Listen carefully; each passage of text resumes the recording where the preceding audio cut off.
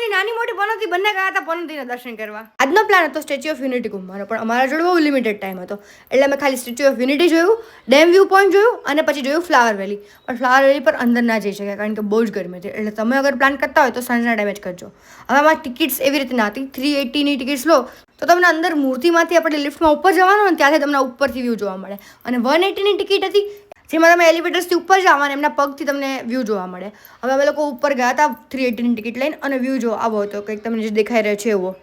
અને હા, ત્યાં સુધી પહોંચવાના પણ બે વે હતા. એક તો તમે રિક્ષા કરાવી શકો અને એક તો તમે ત્યાં બસ ચાલે છે લોકલ, એમાં બેસી શકો. ને ખરેખર આપણને આમ દૂરથી એકલું લાગે પણ નજીક જઈને પ્રતિમા જે મોટી લાગતી હતી ભાઈ, આમ અનબિલીવેબલ હતું. છોકરાઓ આ રીતના પ્રવાસમાં આવ્યા હતા ને જોઈને મને મારા નાનપણની વાતો યાદ આવી ગઈ. યાર કેવી મજા આવતી હતી પ્રવાસમાં જવાની. પછી અમે લોકો મસ્ત જમવાનું જમી લીધું અને પછી ત્યાંથી અમે લોકો પહોંચી ગયા હતા રાજપીપળા. ત્યાં હરસિદ્ધિ માતાનું સરસ મજાનું મંદિર હતું, ત્યાં દર્શન કર્યા.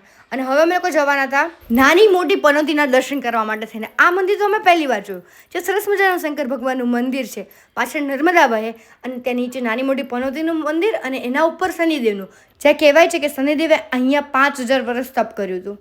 ત્યાંથી અમે લોકો પહોંચી ગયા હતા માતા અનસુયાના દર્શન કરવા માટે થઈને. અને એમની કથા તો તમને ખબર જ હશે, એકદમ અલગ જ છે. જો ના ખબર હોય તો કોમેન્ટ કરજો, હું કહીશ.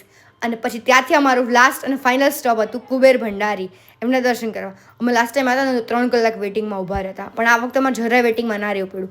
અને ફોટો લેવો અલાઉડ નહોતું એટલે તમે દૂરથી દર્શન કરી દીધા અને પછી રિટર્ન આવી ગયા હતા. હવે અમે ફાઇનલી ઘરે.